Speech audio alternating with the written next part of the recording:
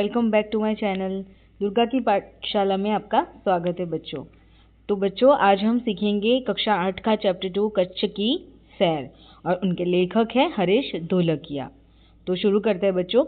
कच्छ निवासी हरीश ढोलकिया अध्यापक थे।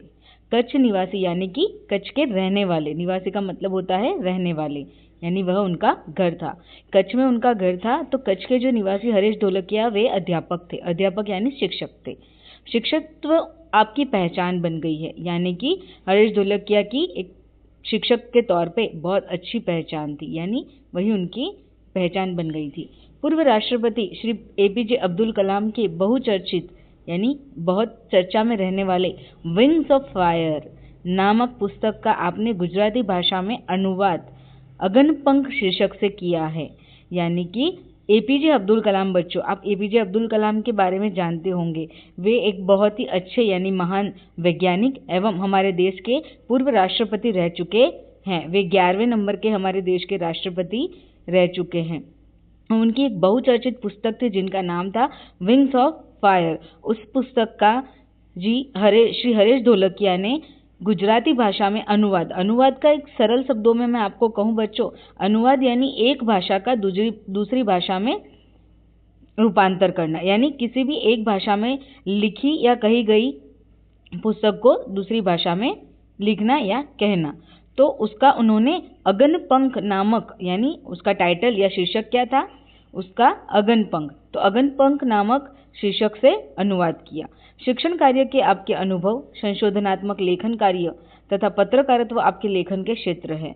तो श्री हरीश ढोलकिया जो है वो अपने संशोधनात्मक लेखक यानी कि संशोधन करके लिखते थे, या पत्रकारित्व यानी रिपोर्टिंग करना, और लेखन जो है वह उनके क्षेत्र थे। तो कच्छ मित्र में आप सुरखाब स्तंभ अंतर्गत लिखते हैं। आपका सर्जन कार्य अंग दनो पग, 400% आनंद तथा शिक्षण संबंधी गुजराती साहित्य भी लोकप्रिय है। तो बच्चों ये कुछ नाम दिए गए हैं, जैसे अंग दनो पग, 400% आनंद, ये उनकी गुजराती साहित्य की लोकप्रिय किताबें हैं। प्रस्तुत इकाई में यानी कि आज जो हम देखने वाले हैं कच्छ की सैर, यह जो पाठ है उसमें इन्होंने कच्छ का परिचय कराने का प्रयास किया है। यानी कच्छ कैसा है, कच्छ में क्या क्या है, जिसमें कच्छ एवं इर्द गिर्द के दर्शनीय स्थानों का परिचय कराया गया है। तो इसमें हम क्या सीखेंगे, हम क्या देखेंगे कि कच्छ और उसके इर्द गिर्द यानी आसपास के दर्शनीय स्थान, यानी कि दर्शन करने लायक स्थान यानी जगहों का परिचय हमें कराया गया है, उनसे हमें अवगत कराया गया है। इस इकाई में अपनी संस्कृति का आदर, अपनी विरासत का संरक्षण, देश प्रेम आदि मूल्यों को विकसित किया गया है। यह जो हम चैप्टर पढ़ने वाले हैं उसमें हमें हमारी संस्कृति का आदर यानी सम्मान करना, अपनी विरासत का संरक्षण यानी कि हमें जो भी विरासत में मिला है हमारे पुरखों द्वारा उसका संरक्षण यानी उसका बचाव करना, देश प्रेम यानी देश के प्रति प्रेम रखना आदि वगैरह वगैरह मूल्यों को विकसित किया गया है। यानी कि ये जो सारी हमारी वैल्यूज जो मूल्य है उसे विकसित किया गया है। यहाँ आपकी रचना कच्छ यात्रा का भावानुवाद प्रस्तुत है, और यह चैप्टर जो है इसमें हम कच्छ यात्रा का भावानुवाद प्रस्तुत करेंगे। शुरू करते हैं बच्चों।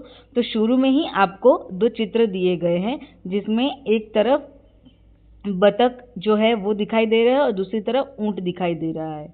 शुरू करते हैं बच्चों। विशाल भारत में अनेक दर्शनीय प्रांत हैं, यानी कि ये जो हमारा देश है बहुत बड़ा, विशाल यानी बहुत बड़ा है, और इस भारत में हमें अनेक दर्शनीय प्रांत है, यानी कि बहुत सी दर्शन करने योग्य यानी देखने लायक प्रांत यानी जगह है। सबका अपना महत्व एवं सौंदर्य है, और सबका अपना महत्व यानी उपयोग एवं सौंदर्य यानी खूबसूरती है। गुजरात उनमें से एक अनूठा राज्य है, और यही सौंदर्य देखते हुए गुजरात जो है वह उनमें से एक अनूठा यानी अलग राज्य है। गुजरात का एक विशिष्ट जिला है कच्छ, और गुजरात का एक विशिष्ट यानी सबसे अलग जो जिला है वह है कच्छ, जो गुजरात का अत्यंत रमणीय प्रदेश है। जो क्या है बच्चों, गुजरात का अत्यंत रमणीय यानी मन को मोहने वाला, खूब प्यारा, तो वह गुजरात का एक अत्यंत रमणीय प्रदेश यानी जगह है। यात्रियों के लिए कच्छ आकर्षण का केंद्र है। यात्री यानी जो घूमने फिरने आते हैं वह लोग, उन्हें हम यात्री कहते हैं। तो यात्रियों के लिए कच्छ जो है वह एक आकर्षण यानी जो आकर्षित कर दे देखते ही का केंद्र है। इसका पौराणिक महत्व भी कम नहीं, यानी जो कच्छ जो है कच्छ जिला जो है इसका पौराणिक यानी पुरखों द्वारा जो महत्व होता है वह भी कम नहीं। अनेक दर्शनीय स्थानों के वैविध्य के कारण और बहुत सारे, एक दो नहीं परंतु विविध दर्शनीय स्थानों की वजह से और उनके वैविध्य यानी विविधता की वजह से इसे म्यूजियम, संग्रहालय कह सकते हैं। म्यूजियम क्या होता है बच्चों? म्यूजियम में अलग अलग तरीके की आकर्षण की वस्तुएं जो होती है वो रखी जाती है, जिसे देख के हमें मजा आता है और हमें सीखने को मिलता है। इसीलिए अनेक दर्शनीय स्थानों के वैविध्य के कारण इसे भी हम म्यूजियम यानी कि संग्रहालय कह सकते हैं। आगे बढ़ते हैं बच्चों। कच्छ में प्रवेश करते ही हमें रेगिस्तान के दो भाग देखने को मिलते हैं, यानी कि जैसे ही हम कच्छ में जाते हैं तो हमें रेगिस्तान के दो भाग देखने को मिलते हैं, एक छोटा रेगिस्तान और दूसरा बड़ा रेगिस्तान। यानी एक रेगिस्तान जो होता है वो छोटा होता है और दूसरा जो भाग है वह बड़ा रेगिस्तान है। इन दोनों में रेगिस्तान जैसा कोई लक्षण दिखाई नहीं देता। अरे पर इन दोनों में रेगिस्तान जैसा तो कोई लक्षण यानी कि कोई भी गुण दिखाई नहीं देता। रेत कहीं नजर नहीं आती, अतः यह अनूठा रेगिस्तान है। और इसीलिए यहाँ पे रेगिस्तान में तो रेत होती है परंतु यहाँ रेत कहीं नजर नहीं आती, अतः यानी इसीलिए यह अनूठा रेगिस्तान है, यानी अलग विशिष्ट प्रकार का रेगिस्तान है। आगे बढ़ते बच्चों। सामखियाली को हम कच्छ का प्रवेश द्वार कह सकते हैं। आपको ये चित्र में दिखाया गया है बच्चों, ये रेगिस्तान नहीं है, यहाँ रेती नहीं दिखाई देती है परंतु इसे रेगिस्तान ही कहा जाता है। तो सामखियाली को हम कच्छ का प्रवेश द्वार यानी जो शुरुआती हिस्सा होता है जहाँ से हम प्रवेश कर सकते हैं उसे प्रवेश द्वार कहेंगे। कच्छ की यात्रा यहीं से आरंभ होती है। तो कच्छ की यात्रा कहाँ से आरंभ होती है बच्चों? कच्छ की यात्रा सामखियाली से आरंभ होती है। आरंभ यानी शुरू होती है। यहाँ से उत्तर दिशा की ओर यात्रा का प्रारंभ होता है। तो सामखियाली से उत्तर दिशा की ओर और यात्रा का क्या होता है? प्रारंभ यानी कि शुरुआत होती है। रापर से धोलावीरा पहुंचते ही हमारी प्राचीन संस्कृति मोहनजोदड़ो का स्मरण हो जाता है। यानी कि रापर नाम की जो जगह है वहां से धोलावीरा नाम की जगह पे पहुंचते ही हमारी प्राचीन यानी पुरानी जो संस्कृति है जिसका नाम था मोहनजोदड़ो, उसका स्मरण हो जाता है, यानी उसकी याद आ जाती है। यह स्थान 5000 वर्षीय अवशेषों का अंग है। और यह जो स्थान है वह क्या है बच्चों? 5000 वर्ष के अवशेषों का अंग है, यानी 5000 पुराने यहाँ पे अवशेष हमें देखने को मिलते हैं। हमें आज भी हम वहाँ पे जाएंगे तो हमें देखने को मिलेंगे। इस प्राचीन नगरी के दर्शन से ही हम चकित रह जाते हैं। और ये जो प्राचीन यानी कि पुरानी नगरी है इसके दर्शन से ही हम क्या हो जाते हैं? चकित यानी आश्चर्य में पड़ जाते हैं। हमें प्राचीनता में आधुनिकता के दर्शन होते हैं। और हमें प्राचीनता में क्या होता है बच्चों? पुराना है परंतु आज भी वैसा का वैसा ही हमें दिखाई देता है, इसलिए हमें प्राचीनता में आधुनिकता के दर्शन होते हैं। आगे बढ़ते बच्चों। सामखियाली से पश्चिम की यात्रा करते भचाऊ नजर आता है। अब सामखियाली से हम कहाँ देख रहे हैं? पश्चिम दिशा की ओर। तो पश्चिम दिशा की ओर यात्रा करते हम जब जाते हैं तब हमें भचाऊ नजर आता है, यानी भचाऊ नाम की जगह नजर आती है जो एक बड़ा गांव है। जैसे जो नगर होते हैं हमारे, वैसे ही भचाऊ नाम का एक नगर है, गांव है, वो हमें दिखाई देता है। वहां से गांधीधाम औद्योगिक कारखानों का शहर है। और भचाऊ से आगे क्या है बच्चों? गांधीधाम नामक औद्योगिक कारखानों यानी कि आज के आधुनिक जो कारखाने होते हैं जहाँ उत्पादन का कार्य किया जाता है वहाँ बहुत सारे देखने को मिलते हैं। यहाँ सिंधी प्रजा यानी सिंधी जात के लोग होते हैं, जो प्रजा होती है वह पाकिस्तान से आकर स्थायी हुई है। कहाँ पे बच्चों? सिंधी प्रजा कहाँ पाकिस्तान से आकर स्थायी हुई है? गांधीधाम। तो गांधीधाम आदिपुर तथा गोपालपुरी उद्योग के कारण विकसित हुए दिखाई देते हैं। तो गांधीधाम, आदिपुर तथा गोपालपुरी जो जगह है, तीन जो जगह है, गांधीधाम, आदिपुरी और गोपालपुरी, ये जो जगह है तीनों ये उद्योगों के कारण विकसित हुए दिखाई देते हैं। तो जहाँ उद्योग होते हैं बच्चों वहाँ वो नगर जल्दी विकास करते हैं। तो आदिपुर में गांधी स्मृति तथा पास ही कंडला बंदरगाह का बड़ा महत्व है। अब आदिपुर में क्या है? तो आदिपुर में गांधी स्मृति नामक जगह है तथा उसके पास ही क्या है बच्चों? कंडला बंदरगाह। अब बंदरगाह किसे कहेंगे? तो बंदरगाह एक ऐसी जगह होती है बच्चों जहाँ से हमारे देश में से जो चीजें होती है, कोई भी सेवाएं जो होती है वह हम दूसरे देश में भेजते हैं, जिसे आमतौर पर हम इंपोर्ट एक्सपोर्ट कहते हैं। तो बंदरगाह वह जगह है जहाँ ये सब कार्य होते हैं। और यह कार्य किस तरीके से होते हैं, यानी किस मार्ग से होते हैं, तो दरिया के मार्ग से होते हैं। तो कंडला का विकास यहाँ की प्रजा के लिए महत्वपूर्ण है। तो कंडला आदिपुर के अंदर जो कंडला का विकास है वह जो हुआ है, तो वह इस ग्राम की यानी कि इस नगर की प्रजा के लिए खूब महत्वपूर्ण है, यानी उपयोगी है। आगे बढ़ते बच्चों, कंडला से दक्षिण की ओर भद्रेश्वर अति प्राचीन जैन यात्रा धाम है। कंडला से अब हम दक्षिण की ओर जाते हैं तो हमें भद्रेश्वर नामक अति प्राचीन यानी कि बहुत ही पुराना जैन यात्रा धाम मिलेगा। जैन धर्म के जो लोग होते हैं बच्चों, उनका यात्रा धाम मिलेगा। संगमरमर से बना 25,000 वर्ष पुराना जिनालय, यानी संगमरमर से के पत्थर से बना 2500 वर्ष पुराना 2500 वर्ष पुराना जिनालय भूकंप में खंडित हुआ, यानी जब भूकंप आया हुआ था तो वह खंडित हो गया था। उसके पुनः निर्माण का कार्य जोरों से चल रहा है, परंतु क्या हो रहा है बच्चों, उसका पुनः निर्माण यानी फिर से निर्माण हो रहा है। पुनः निर्माण करना यानी फिर से बनाना। इसे आधुनिकता का स्पर्श मिला है। अब वह फिर से बन रहा है तो उसे आधुनिकता का थोड़ा सा स्पर्श मिला है, यानी कि थोड़ा सा वह आधुनिक तरीके से बनाया गया है। मुंद्रा शहर तहसील मुख्यालय भी है। वहाँ क्या है बच्चों, मुंद्रा शहर तहसील मुख्यालय भी है। यहाँ अनेक उद्योगों के कारण विकास की दिशा खुली है और यहाँ विविध प्रकार के जो उद्योग होते हैं उनकी वजह से क्या हुआ है बच्चों, विकास की दिशा खुली है, यानी विकास हो रहा है।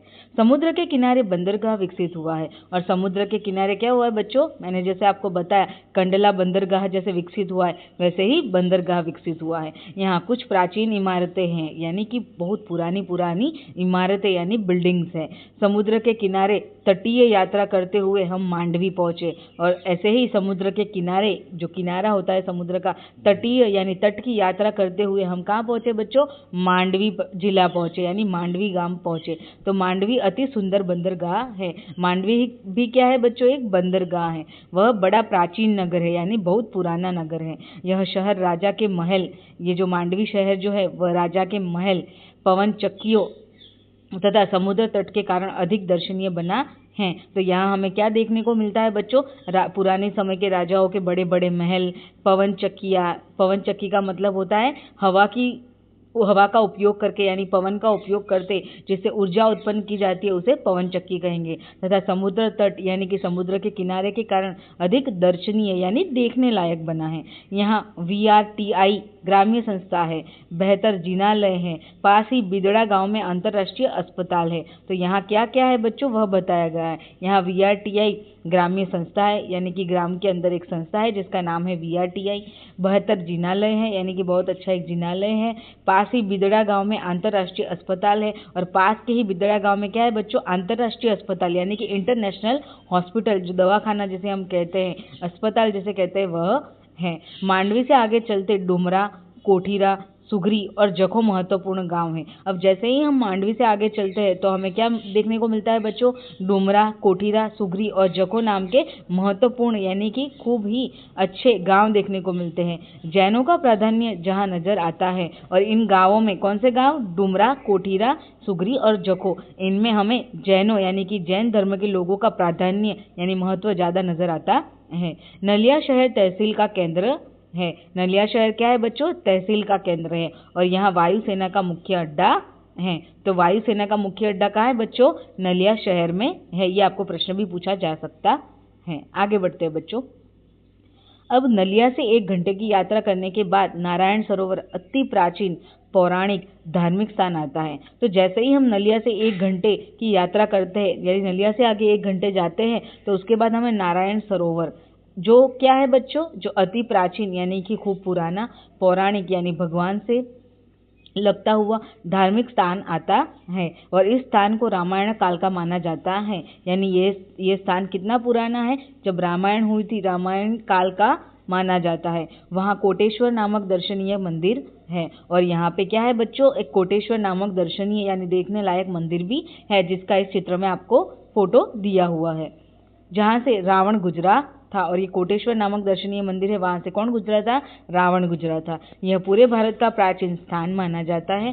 सूर्योदय और सूर्यास्त दर्शन यहाँ का बड़ा आकर्षण है, यानी कि ये मंदिर जो है इसके पास का सूर्योदय यानी कि सूर्य जब उगता है और सूर्यास्त यानी सूरज जब ढलता है, तो वो दोनों ही जो दर्शन होते हैं वो बहुत ही आकर्षित होते है। आगे बढ़ते हैं बच्चों। नारायण सरोवर से आगे की यात्रा में लखपत आता है। तो जैसे ही हम नारायण सरोवर से आगे बढ़ते हैं तो वहाँ हमें यात्रा में क्या आता है बच्चों? लखपत आता है, जो अति प्राचीन स्थल है, यानी बहुत पुराना स्थल है। गुरु नानक की चरण रज से पावन इस भूमि पर गुरुद्वारा है। गुरु नानक जो थे, अब गुरु नानक कौन थे बच्चों? तो गुरु नानक जो है वो सिख धर्म के गुरु थे। तो गुरु नानक की चरण रज यानी जो पैरों की धूल होती है वो, उससे पावन इस भूमि, तो उनके पैरों की से पावन यानी कि पवित्र हुई इस भूमि यानी जमीन पर गुरुद्वारा है। तो गुरुद्वारा किसे कहेंगे बच्चों?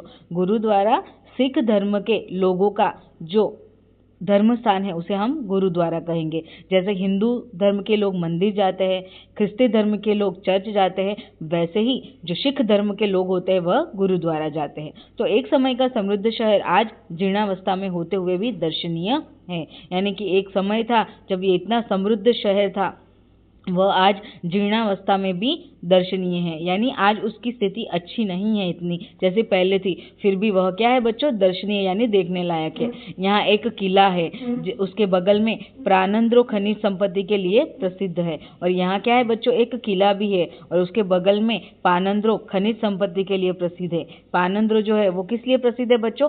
खनिज संपत्ति, जो जमीन में से हमें खनिज मिलती है उसके लिए प्रसिद्ध है। साथ ही विद्युत निर्माण का भी यह केंद्र है। विद्युत यानी बिजली, तो विद्युत निर्माण का भी क्या है बच्चों? यह केंद्र है। कौन? लखपत। तो लखपत से मध्य कच्छ की ओर बढ़ने पर हाजीपीर मुसलमानों के लिए श्रद्धा का केंद्र आता है। अब हम लखपत से मध्य कच्छ की ओर जैसे ही बढ़ते हैं बच्चों तो हमें क्या दिखता है? हाजीपीर जो है मुसलमानों के लिए एक श्रद्धा का केंद्र है। यानी वहाँ कौन जाता है बच्चों? मुसलमान जाते हैं, और वह क्या है? उनकी श्रद्धा की एक जगह है यानी केंद्र है। यहाँ पीर की मजार है। रेगिस्तान की झांकी यहाँ से होती है। यहाँ जो मुसलमानों के गुरु होते हैं पीर, उनकी मजार है और रेगिस्तान की झांकी भी यहाँ से होती है। यानी हमें यहाँ से रेगिस्तान भी दिखाई देता है। रास्ते में माता का मढ़ नामक धार्मिक स्थान है। और रास्ते में क्या दिखता है बच्चों? हमें माता का मढ़ नामक धार्मिक एक जगह है जिसका नाम है माता का मढ़, जहाँ नवरात्रि के पर्व पर यानी नवरात्रि के त्योहार पर लोग पद यात्रा करते हुए श्रद्धा भाव से दर्शनार्थ आते हैं। यानी कि यहाँ पे क्या होता है बच्चों? नवरात्रि के जो त्योहार होता है, जब हम 9 दिन गरबा खेलते हैं, तब लोग पद यात्रा यानी कि नंगे पांव चलते हुए श्रद्धा भाव से दर्शन करने के लिए आते हैं। और आगे नखत्राना प्राकृतिक नज़ारों का केंद्र बना है। अब लखपत से आगे बढ़ते हैं तो हमें क्या देखने को मिलता है बच्चों? नखत्राना नामक प्राकृतिक नज़ारों का केंद्र बना है। यानी कि प्राकृतिक नज़ारे जो कुदरत ने बनाए हैं वैसे हमें नज़ारे देखने को मिलते हैं। रास्ते में हमें चक्ष, पुरेश्वर मंदिर, वांडाई जैसे मनोहारी प्राचीन स्थान मिलते हैं। आगे बढ़ते हैं बच्चों। रास्ते में हमें क्या मिलता है?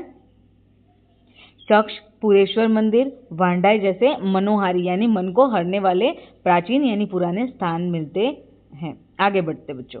अब कच्छ का मुख्य केंद्र भूज आते ही उसके वैभव का परिचय होता है। अब हमें क्या देखने को मिलता है? भूज, जो क्या है? कच्छ का मुख्य केंद्र है। वहाँ हमें देखने को मिलता है आयना महल, प्राग महल, टावर, स्वामीनारायण मंदिर, हिल गार्डन, हमीरसर तालाब, भुजिया पहाड़, लोक संग्रहालय, विश्वविद्यालय आदि के दर्शन करके हम आनंद ले सकते हैं। यानी भुज में हमें इतनी सारी जगह देखने को मिलती हैं। तो सन 2001 के भूचाल ने इसे खंडित किया।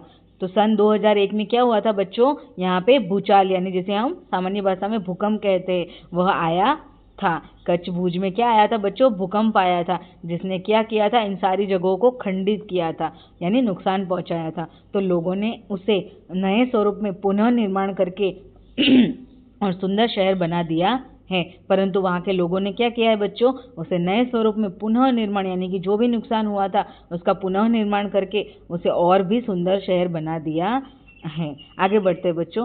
भूज से उत्तर दिशा की ओर खावड़ा में काला डूंगर है। अब भूज से जैसे ही उत्तर दिशा है वहाँ पे क्या है? खावड़ा के अंदर काला डूंगर है, यानी काला डूंगर नामक जगह है। और डूंगर यानी पहाड़ होता है। तो पहाड़ पर चढ़कर रेगिस्तान की झांकी करना यानी कि पहाड़ पे चढ़ के रेगिस्तान यानी कि रण जो जिसे हम कहेंगे इसकी झांकी करना यानी उसे देखना एक अनूठा यानी कि बहुत ही अलग ही अनुभव है। सरकार एवं स्थानीय जनता द्वारा रणोत्सव का आयोजन होता है। तो बच्चों आपने सुना होगा कि हर साल कच्छ के अंदर सरकार एवं वहाँ की जो स्थानीय यानी रहने वाली जो जनता है यानी जो लोग हैं उनके द्वारा रणोत्सव का आयोजन किया जाता है और उसे रणोत्सव प्रोग्राम भी कहते हैं। देश भर से लोग यहाँ आते हैं यानी पूरे भारत से यहाँ पे लोग आते हैं। सफ़ेद रेगिस्तान को देखना एक आनंददायी घटना है और सफ़ेद रेगिस्तान जो कच्छ में आया हुआ है उसे देखना तो एक खूब ही आनंददायी यानी कि बहुत ही अच्छी घटना है। भुज से अंजार भी जाया जाता है। अब आगे बढ़ते हैं बच्चों, भुज से कहाँ जाया जाता है? अंजार भी जाया जाता है। आगे बढ़ते हुए सृजन संस्था में यहाँ की प्रजा की हस्तकला का परिचय होता है और जैसे ही हम आगे बढ़ते हैं वहाँ की एक सृजन नामक संस्था है, वहाँ हमें यहाँ की प्रजा यानी कि भुज की प्रजा की हस्तकला यानी हाथों से, हस्तकला यानी हाथों की कला, हाथों से बनाए हुए जो भी चीज़ें होती है उनका हमें परिचय होता है। जैसल तोरल की स्मृति में मंदिर बना है। तो यहाँ पे क्या है बच्चों, एक जैसल तोरल का मंदिर भी है जो एक ऐतिहासिक स्थान है यानी कि इतिहास की घटना से संबंधित जो भी स्थान होता है हम उसे ऐतिहासिक स्थान कहते हैं। यहाँ से आदिपुर तथा गांधीधाम जा सकते हैं।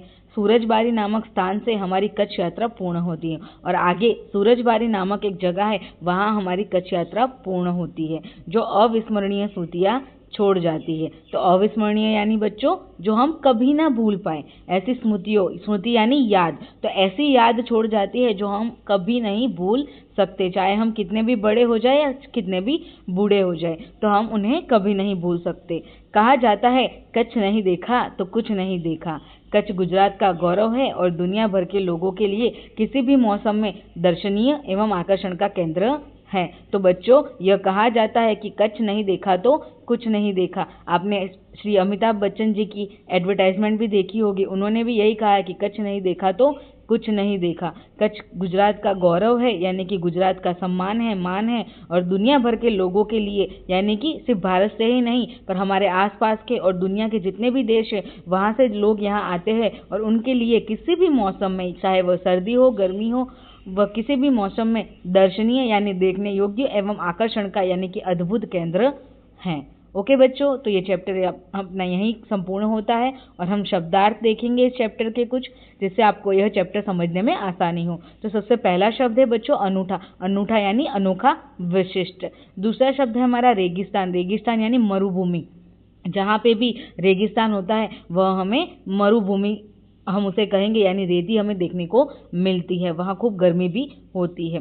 आगे का शब्द है हमारा बच्चों जीर्णोद्वार। जीर्णोद्वार यानी पुनः निर्माण करना, फिर से बनाना। आगे का शब्द है बच्चों हमारा मज़ार। मज़ार यानी दरगाह, जो मुस्लिमों का क्या है बच्चों, धर्म का केंद्र है, धर्म का स्थान है, उनकी श्रद्धा की जगह है।